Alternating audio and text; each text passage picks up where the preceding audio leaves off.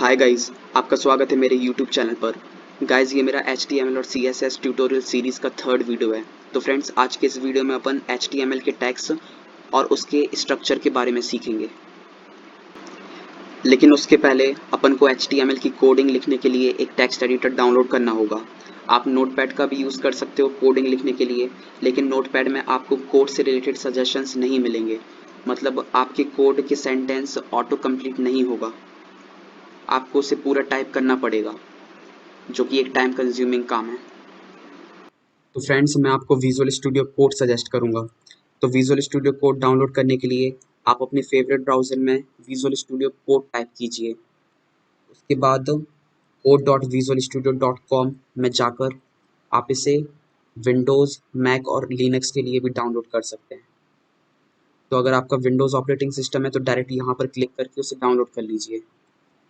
VS code को install और setup करने के बाद कुछ ऐसा इंटरफेस दिखेगा अपन को। इस इंटरफेस को अपन बाद में समझते हैं। पहले अपन अपने डेस्कटॉप में HTML फाइल्स के लिए एक फ़ोल्डर क्रिएट करते हैं और फिर उस फ़ोल्डर को VS कोड में ओपन करते हैं। मैं सबसे पहले अपने डेस्कटॉप में एक नया फ़ोल्डर क्रिएट कर लेता हूँ, जिसका कि मैं नाम देता हूँ टेस्ट।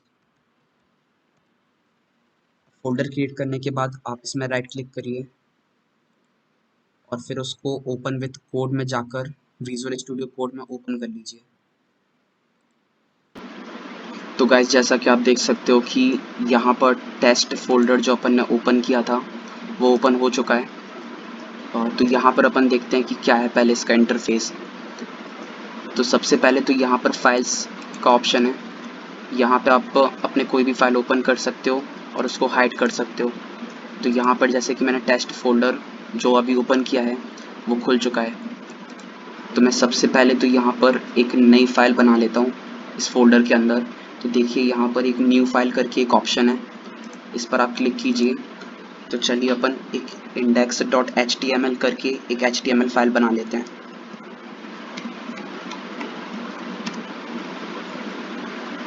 गाइस, HTML की जितनी भी फाइल्स होती हैं उन सब का एक्सटेंशन, जो फाइल एक्सटेंशन होता है वो .html होता है।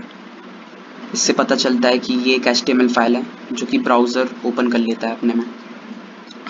तो देखते हैं अपन सबसे पहले कि HTML का बेसिक स्ट्रक्चर क्या होता है। तो सबसे पहले तो आप एक्सक्लेमेटरी मार्क को टाइप करके टैब एंटर कीजिए। तो गाइस, जैसा कि आप देख सकते हैं कि ये एक बेसिक टेम्पलेट आ चुका है, एक बेसिक स्ट्रक्चर आ चुका है किसी भी HTML पेज का। तो सबसे पहले अपन देखते हैं कि इसमें एक एक टैग का क्या मतलब होता है। तो सबसे पहले देखते हैं कि पहले स्टेटमेंट यानी डॉक टाइप HTML का क्या मतलब है। गाइस, डॉक टाइप का मतलब होता है कि डॉक्यूमेंट टाइप डिक्लेरेशन। ओवरऑल इस सेंटेंस का मतलब ये है कि ये ब्राउज़र को ये बताता है कि अपन अपने डॉक्यूमेंट में HTML के कौन से वर्जन का यूज़ कर रहे हैं। जैसे कि डॉक टाइप HTML लिखने का मतलब ये हुआ कि अपन अपने डॉक्यूमेंट में लेटेस्ट HTML5 वर्जन का यूज़ कर रहे हैं। तो फिर देखते हैं अपन कि सेकेंड स्टेटमेंट का क्या मतलब है। तो गाइस, सबसे पहले तो यहाँ पर एक HTML टैग ओपन हुआ है सेकेंड लाइन में, और फिर वो 11th लाइन में क्लोज हुआ है। और जो बाकी का वेब पेज का कंटेंट है ना, जो भी अपन वेब पेज का कंटेंट लिखेंगे वो सब अपन HTML टैग के अंदर ही लिखेंगे। ठीक है, डॉक्यूमेंट का जो भी टाइटल होगा वो भी अपन HTML टैग के अंदर ही लिखेंगे। ये सब कुछ HTML टैग के अंदर ही आता है। इसका मतलब कि HTML टैग जो है वो बाकी सारे टैग्स का, बाकी सारे कंटेंट का एक तरीके से कंटेनर हुआ। अब देखते हैं कि lang is equal to en का क्या मतलब है।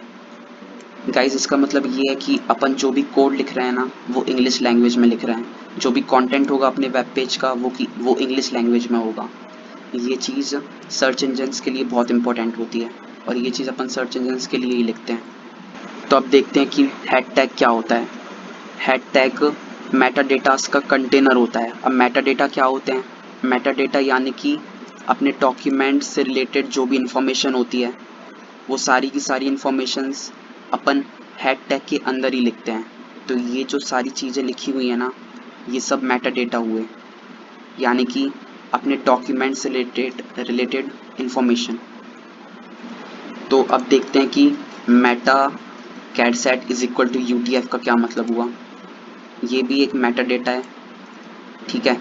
अब cat set is equal to UTF यानी कि ये UTF-8 जो लिखा हुआ है ना, ये अपन ब्राउज़र को बोल रहे हैं कि इस डॉक्यूमेंट में कौन कौन से कैरेक्टर्स और कौन कौन से स्पेशल कैरेक्टर्स का यूज़ हुआ है। तो इसका मतलब ये हुआ।